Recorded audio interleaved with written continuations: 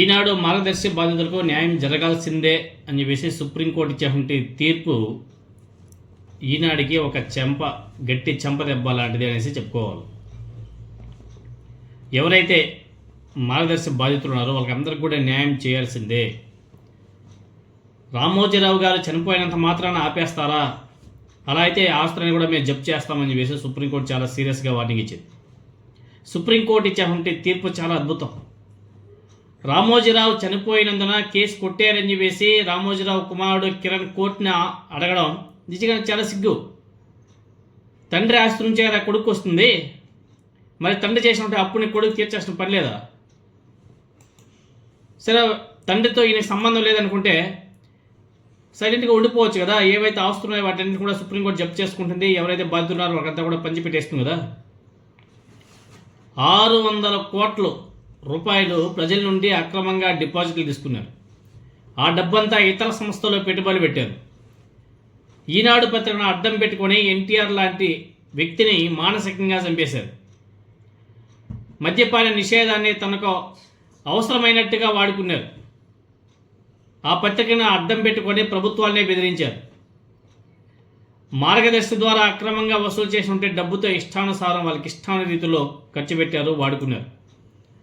తనకు నచ్చని నేతల వ్యక్తిత్వ హరణానికి కూడా పాల్పడ్డారు. అలాంటి ఈనాడు కిరణ్కి సుప్రీంకోర్టు తీర్పు పెద్ద చెంపపెట్టు లాంటిది. ఆనాడు వైఎస్ఆర్ కాంగ్రెస్ పార్టీ అధికారంలో ఉన్నప్పుడు ఆనాడు వైసీపీ ప్రభుత్వం, అదేవిధంగా ఉండవల్లి అరుణ్ కుమార్ గారు ఇద్దరూ కలిసి సుప్రీంకోర్టులో బలమైన వాదనలు వినిపించారు ఆనాడు. సో వాళ్ళు అలా బలంగా నిలబడబట్టే ఆర్బీఐతో సహా 2 తెలుగు రాష్ట్రాల వివరణ కోసం సుప్రీంకోర్టు గైడ్లైన్స్ ఇవ్వడం చాలా అభినందనీయం. మార్గదర్శి బాధితులకు వైఎస్ఆర్ కాంగ్రెస్ పార్టీ ఎప్పుడు అండగా ఉంటుంది అన్నదానికి గతంలో వైఎస్ఆర్ కాంగ్రెస్ పార్టీ రామోజీరావుకి వ్యతిరేకంగా, మార్గదర్శికి వ్యతిరేకంగా సుప్రీంకోర్టులో వాళ్ళు వాదనలు వినిపించడం నిజంగానే గ్రేట్. కానీ ఇక్కడ రామోజీరావు అంటే ఈనాడు సంస్థల నుంచి వాదనలు వినిపించేది ముకుల్ గారు, సీనియర్ సుప్రీంకోర్టు న్యాయవాది. ఆయన వాదించాడు. ఆయన ఏమంటాడంటే, రామోజీరావు గారు మరణించిన నేపథ్యంలో కేసును కొనసాగించాల్సిన అవసరం లేదని చెప్పేసి ఆయన సుప్రీంకోర్టు చెప్తాడు. అయితే ఈ వాదనలో పూర్తిగా అంగీకరించకుండా బాధితులకు న్యాయం జరిగేలా అవసరమైతే ఆ మార్గదర్శి ఆస్తులను అటాచ్ చేసి పంపిణీ చేస్తామని సుప్రీంకోర్టు స్పష్టం చేసింది. దెబ్బకు సైలెంట్ అయిపోయారు. ఇదే సమయంలో ఇప్పటికే అన్ని చెల్లింపులు పూర్తయ్యాయి అని చెప్పేసి మార్గదర్శి తరపున ముకుల్ గారు వాదించినప్పటికీ ఆ విషయాన్ని అఫిడవిట్ రూపంలో సమర్పించాలని చెప్పేసి కోర్టు ఆదేశించింది. మార్గదర్శి ఫినాన్షియర్స్ కార్యకలాపాల మీద అనేక తీవ్ర ఆరోపణలు కూడా ఉన్నాయి.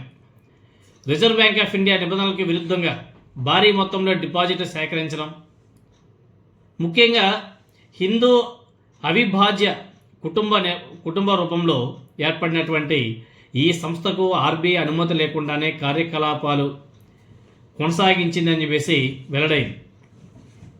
2006 నాటికి లక్షలాది మంది డిపాజిటర్ల నుంచి వేల కోట్ల రూపాయలు సేకరించినప్పటికీ సంస్థ భారీ నష్టాల్లో ఉందని చెప్పేసి చూపించడం చాలా ఆందోళనకరమైన విషయమే. ఈ కేసు ప్రస్థానం కూడా ఆసక్తికరంగా ఉంది. మాజీ ఎంపీ ఉండవల్లి అరుణ్ కుమార్ గారు చేసినటువంటి ఫిర్యాదుతో ఈ వ్యవహారం వెలుగులోకి వచ్చింది. లేకపోతే కనుమరుగైపోయేది. కానీ ఇప్పుడు తెలంగాణ గవర్నమెంట్, ఏపీ గవర్నమెంట్ ఏ విధంగా స్పందిస్తుంది అన్నది చూడాలి. ఎందుకంటే అక్కడ ఉన్నటువంటి 2 ప్రభుత్వాలు కూడా రామోజీరావుకి బాగా సన్నిహిత్యం. అటు రేవంత్ రెడ్డి గారు, ఇటు నారా చంద్రబాబు నాయుడు గారు. మరి వాళ్ళు ఏ విధంగా వాళ్ళు స్పందిస్తారు అన్నది చూడాలి. ఎందుకంటే ఈ 2 రాష్ట్రాలు కనుక కొంచెం స్ట్రాంగ్గా ఉన్నాయంటే డెఫినెట్గా సుప్రీంకోర్టు కూడా ఆస్తులను కూడా జప్తు చేసి బాధితులకే న్యాయంగా ఉంటుంది. లేదు అనేసి అనుకుంటే మాత్రం కొంచెం డిలే అవ్వచ్చేమో, కానీ ఫైనల్గా అయితే ఈనాడుకైతే గట్టి షాకే తగలబోతుంది అనేసి చాలా స్పష్టంగా అర్థమవుతుంది.